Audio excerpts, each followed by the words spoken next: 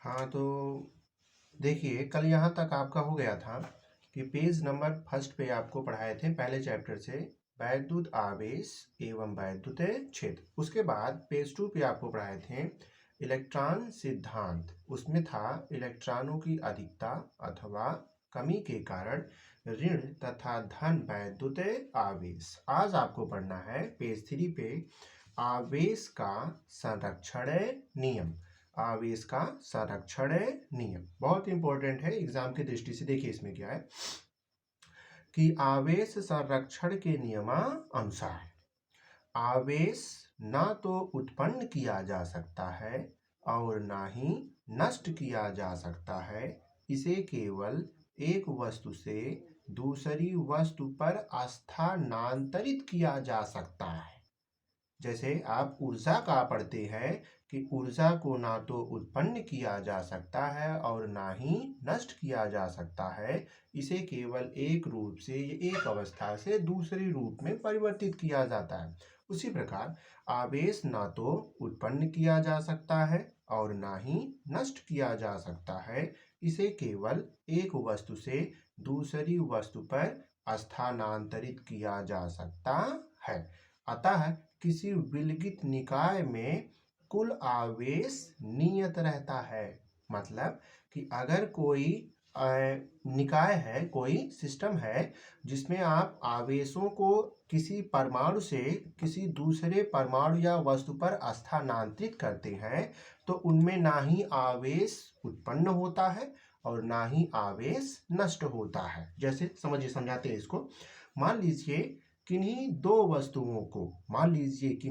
दो वस्तुओं को जैसे कांच की छड़ तथा रेशम को हम रगड़ते हैं, रेशम के कपड़े को हम रगड़ते हैं।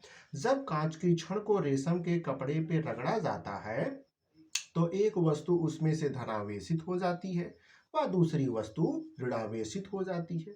जो कांच की छड़ होती है वो इलेक्ट्रॉन की हानि होने के कारण धनावेशित हो जाती है व जो रेशम के कपड़ा होता है वो इलेक्ट्रॉन को ग्रहण करने के कारण ऋणावेशित हो जाता है। इससे एक चीज स्पष्ट है कि इस जो पूरी प्रक्रिया में आवेश ना तो उत्पन्न हुआ और ना ही नष्ट हुआ, बल्कि आवेश का केवल एक वस्तु से दूसरी वस्तु पर स्थानांतरण हुआ है। कैसे? जब आपने कांच की छड़ को रेशम के कपड़े पर रगड़ा तो कांच की छड़ से इलेक्ट्रॉन रेशम के कपड़े पर स्थानांतरित हुआ। तो कांच की छड़ से जब इलेक्ट्रॉन स्थानांतरित हुआ है तो कांच की छड़ धनावेशित हो गई। वह रेशम के कपड़े पे जो इलेक्ट्रॉन ग्रहण हुआ है जिसके कारण से उस पे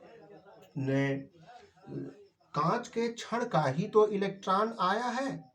किसी एक वस्तु से दूसरी वस्तु पे ही तो इलेक्ट्रॉन आया है जिससे वह ऋणावेशित हो गई। तो अतः किसी विलगित निकाय में कुल आवेश नियत रहता है। फिर आगे चलिए, देखिए आवेश का क्वांटीकरण। आवेश का जो क्वांटीकरण है ये भी अपने आप में बहुत इंपॉर्टेंट है। देखिए प्रकृति में प्रत्येक आवेशित वस्तु पर आवेश एक निश्चित न्यूनतम आवेश का पूर्ण गुणक होता है। प्रकृति में प्रत्येक आवेशित वस्तु पर आवेश एक निश्चित न्यूनतम आवेश का पूर्ण गुणक होता है जिसे मूल आवेश कहते हैं। यानी किसी वस्तु पे जो न्यूनतम आवेश है, मान लीजिए जो सबसे छोटा आवेश है, वो आवेश जो होता है वो बाकी आवेशों के पूर्ण गुणक होता है, भिन्नात्मक गुणक नहीं होता है, पूर्ण गुणक होता है। अब जब पूर्ण गुणक होता है तो वो छोटे से छोटा जो आवेश है उस छोटे आवेश को बोला जाता है मूल आवेश। के जो सबसे छोटे से छोटा आवेश है उसको बोला जाता है मूल आवेश। आवेश का यह गुण आवेश की क्वांटम प्रकृति अथवा आवेश का क्वांटीकरण कहलाता है। आवेश का यह जो गुण है, मतलब आवेश जो होता है न्यूनतम आवेश, वो सदैव पूर्ण गुणक होता है, और यही आवेशों का जो गुण होता है वही आवेश की क्वांटम प्रकृति अथवा आवेश का क्वांटीकरण कहलाता है। जो मूल आवेश होता है उसे स्मॉल ई से प्रदर्शित करते हैं। अतः जो मूल आवेश होता है उसे स्मॉल ई से प्रदर्शित करते हैं। अतः किसी भी आवेशित वस्तु पर आवेश क्या होगा? वस्तु पर। मान लीजिए कैपिटल क्यू है और यन क्या है? वो यन जो पूर्ण संख्या को बताएगा, और ई वही न्यूनतम आवेश। तो जो जहां यन बराबर 1 2 3 आप लिख सकते हैं, तथा ई आपका क्या है? इलेक्ट्रॉन पे जो चार्ज होता है 1.6 × 10⁻⁻19 कूलाम के। याद ये रखना है, किसी भी वस्तु पे जो आवेश होता है वो सदैव पूर्णांक के रूप में ही गुणित होगा, पूर्ण संख्याओं के रूप में ही गुणित होगा न्यूनतम आवेश से, कभी भी भिन्नात्मक के रूप में गुणित नहीं हो सकता है। जैसे एग्जाम्पल के तौर पे देखिए, जैसे आपको बोला हमने कि आपके पास एक इलेक्ट्रॉन है, आपने एक का इलेक्ट्रॉन न्यूनतम सबसे आवेश में गुणा किया तो एक क्या है? पूर्ण संख्या है। अब आपने 2 का इसमें गुणा किया तो 2 क्या है? पूर्ण संख्या है। लेकिन अगर हम बोले कि आप 1/2 लिखो, 1/2 क्या है? ये पूर्ण संख्या है? नहीं, पूर्ण संख्या नहीं। तो और आपको बोल दिए हम कि आप 3/2 लिखो, और ऐसे ही आप लिखो 2/5 लिखो, और सभी में इलेक्ट्रॉन लिखो। ये नहीं हो सकता। आवेश का ये पूर्ण गुणक भिन्नात्मक रूप में नहीं हो सकता है, वो सदैव पूर्णांक के रूप में ही होता है। यानी जो ऊपर वाला है ना, ये ऊपर वाला इस प्रकार हो सकता है, ये नीचे के इस प्रकार से भिन्नात्मक रूप में आवेशों के पूर्ण गुणित नहीं होते हैं, बल्कि पूर्णांकों के रूप में गुणित होते हैं, और ये गुण ही आवेश का क्वांटीकरण कहलाता है। आगे चलिए देखिए, सबसे इंपॉर्टेंट आपका ये हिस्सा है कूलाम का नियम, जो आपको ध्यान देना है। कूलाम का नियम क्या? कूलाम का नियम देखो, इस नियम के अनुसार दो स्थिर बिंदु आवेशों के बीच लगने वाला आकर्षण, दो स्थिर बिंदु आवेशों के बीच लगने वाला आकर्षण अथवा प्रतिकर्षण का बल दोनों आवेशों की मात्राओं के दोनों आवेशों पे चार्ज होंगे। मान लीजिए आपने किसी पे प्लस लिया, किसी पे माइनस लिया, उसने मतलब मान लो जैसे आपने किसी एक वस्तु पे प्लस क्यू चार्ज लिया, दूसरी वस्तु पे आपने माइनस क्यू चार्ज लिया, तो हुए ना दो बल। तो वे दो स्थिर बिंदु आवेशों के बीच लगने वाला आकर्षण अथवा प्रतिकर्षण का बल दोनों आवेशों की मात्राओं के गुणनफल के अनुक्रमानुपाती, दोनों आवेशों की मात्राओं के गुणनफल के अनुक्रमानुपाती तथा उनके बीच की दूरी के, दोनों आवेशों के जो बीच की दूरी है वो कह रहा है कि तथा उनके बीच की दूरी के वर्ग के व्युत्क्रमानुपाती होता है। बस इतनी सी बात बोले हैं कि दो स्थिर बिंदु आवेशों के बीच लगने वाला आकर्षण अथवा प्रतिकर्षण का बल दोनों आवेशों की मात्राओं के गुणनफल के अनुक्रमानुपाती, दोनों आवेशों की मात्राओं के गुणनफल के अनुक्रमानुपाती कौन है? आकर्षण अथवा प्रतिकर्षण का बल, तथा उनके बीच की दूरी के वर्ग के व्युत्क्रमानुपाती होता है। उनके दोनों आवेशों के बीच की दूरी के वर्ग के व्युत्क्रमानुपाती भी कौन होता है? और ई जो आपका आकर्षण अथवा प्रतिकर्षण का बल है। यह बल दोनों आवेशों को मिलाने वाली रेखा के अनुदिश होता है। समझिए, जैसे अब आपको इसमें क्या समझना है कि कोई दो आवेश लेना है। यदि मान लीजिए यदि दो स्थिर बिंदु आवेश, आप ऐसे कोई दो स्थिर बिंदु आवेश लेंगे, एक यहाँ पे और एक यहाँ पे। अब आपने कोई दो स्थिर बिंदु आवेश लिए हैं, मान लीजिए इस पर क्या है? Q1, इस पर क्या है? Q2 है। हमने ये दो स्थिर दो बिंदु आवेश लिए हैं जिन पे आवेश एक Q1 माने हैं और दूसरे पे क्या माने हैं? Q2 है। अब इनके बीच की जो दूरी है, इनके बीच की जो दूरी है, इसको मान लीजिए क्या है, इनके बीच की दूरी को आप मान लीजिए स्मॉल आर है, क्योंकि दोनों आवेशों के बीच तो कुछ ना कुछ दूरी होगी। मान लीजिए वो दूरी कितनी है, स्मॉल आर है। अब आपको इसमें क्या कह रहे हैं कि यदि दो बिंदु आवेश, आप मानेंगे यदि दो बिंदु आवेश, यदि दो बिंदु आवेश, कौन कौन सा आपने माना है, एक Q1 माना है और दूसरा क्या माना है, Q2 माना है। यदि दो बिंदु आवेश Q1 व Q2 एक दूसरे से स्मॉल आर दूरी पर, एक दूसरे से स्मॉल आर दूरी पर स्थित हो, ये दोनों एक दूसरे से स्मॉल आर दूरी पर क्या हो, स्थित हो, तो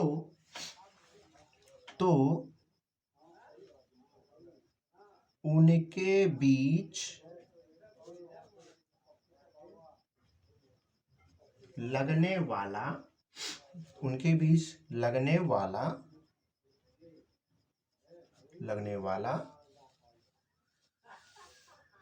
बल,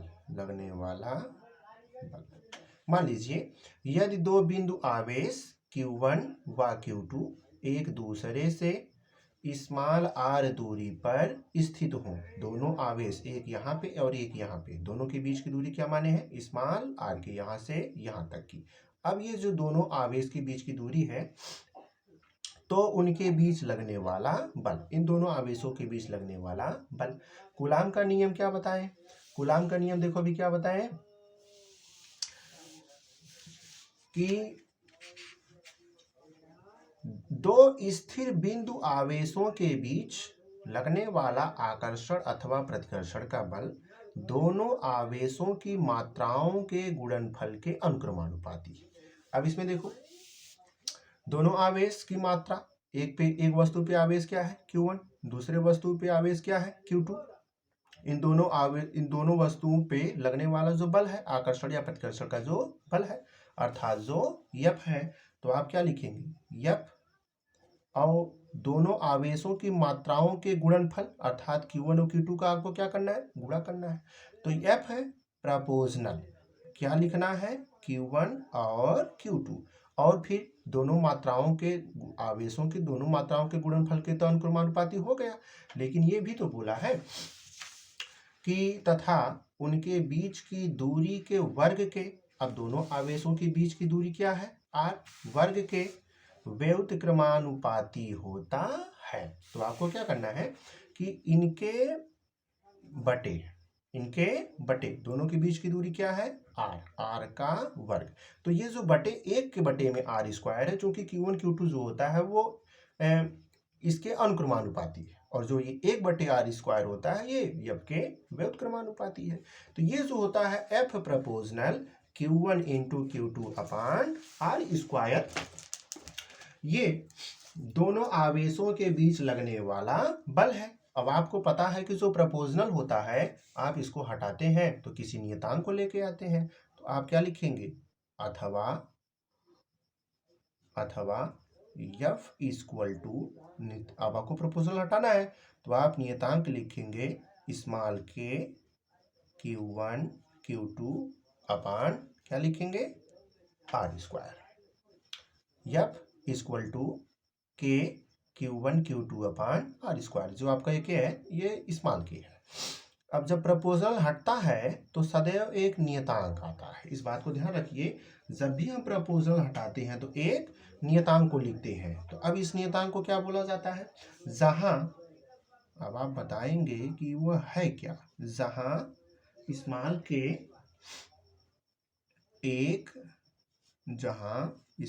k एक अनुक्रमानुपाती नियतांक है, क्या है, अनुक्रमानुपाती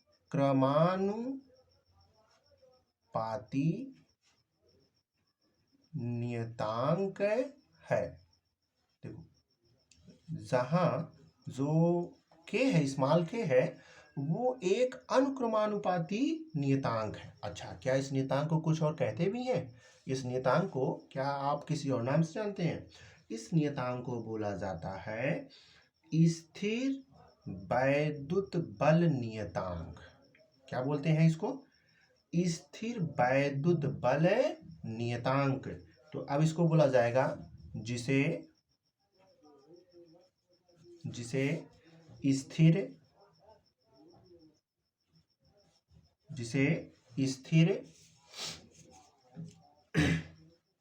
वैद्युत बल नियतांक कहते हैं। नियतांक कहते हैं। इतना हुआ।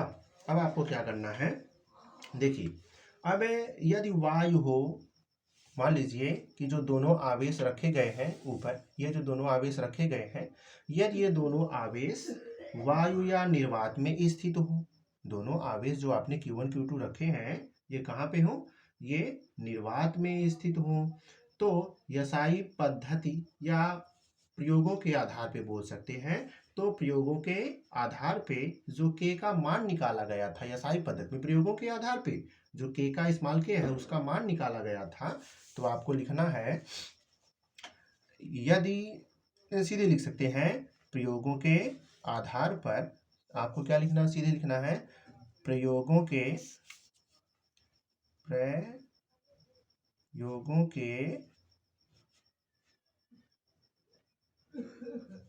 आधार पर, प्रयोगों के आधार पर स्मॉल के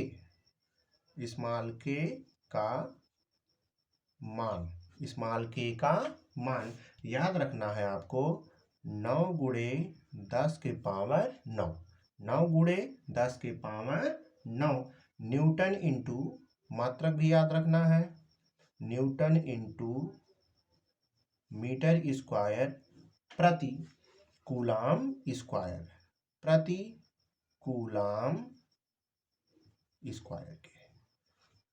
ये देखिए प्रयोगों के आधार पे जो स्मॉल के है, स्मॉल के का मान कितना होता है? ये जो स्मॉल के का मान है किस पद्धति में निकाला गया है? SI पद्धति में निकाला गया है, SI पद्धति में। और इसका मान कितना है? 9 गुणे 10 के power 9 newton into metre square प्रति कूलाम स्क्वायर के। तो आप इसको क्या लिख सकते हैं? आता है वायु या निर्वात में स्थित, आता है वायु या निर्वात में स्थित दो स्थिर बिंदु आवेशों के बीच कार्यरत वैद्युत बल। आप क्या लिखेंगे? निर्वात या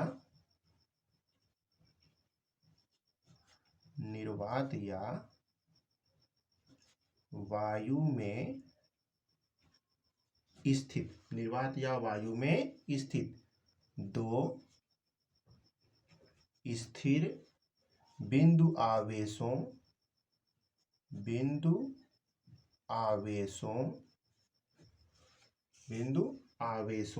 के बीच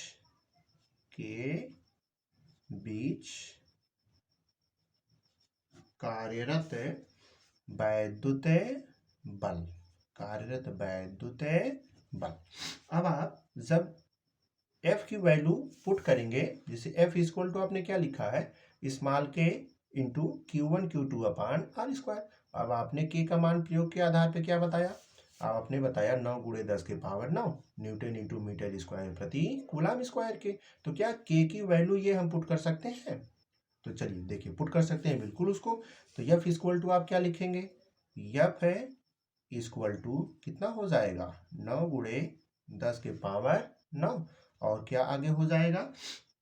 इसके बाद आप क्या लिख सकते हो? Q1 Q2 upon R square के। अब चूंकि ये देखो F है, F हमेशा फोर्स है, और फोर्स का मात्रक क्या होता है? न्यूटन। आपको यहाँ पे जो भी मात्रक दिख रहा है स्मॉल के का, आपको ये इस पे याद तो रखना है, लेकिन ये जो F है तो एफ का मात्रक क्या होगा, क्योंकि ये फोर्स है तो फोर्स का मात्रक क्या होता है, न्यूटन। इसलिए आपको एफ बराबर कितना मिलेगा, 9 × 10 के power 9 Q1 Q2 upon R square के। लेकिन सुविधा के लिए, प्रायः जो सुविधा के लिए के का मान लिखा जाता है वो लिखा जाता है 1/4 पाई एप्सिलॉन नॉट के। तो आपको क्या लिखना है, प्रायः है सुविधा के लिए, प्रायः सुविधा के लिए बस डायरेक्ट स्मॉल के मान को, स्मॉल के को 1/4 पाई एप्सिलॉन नॉट, इसको क्या बोलते हैं, एप्सिलॉन नॉट लिखते हैं। चलिए, प्रायः सुविधा के लिए जो स्मॉल के है, स्मॉल के की वैल्यू ये थी, आपको इसकी जगह पे किसका प्रयोग करना है, 1/4 पाई एप्सिलॉन नॉट को, इसका प्रयोग करते हैं। अच्छा, अब देखिए,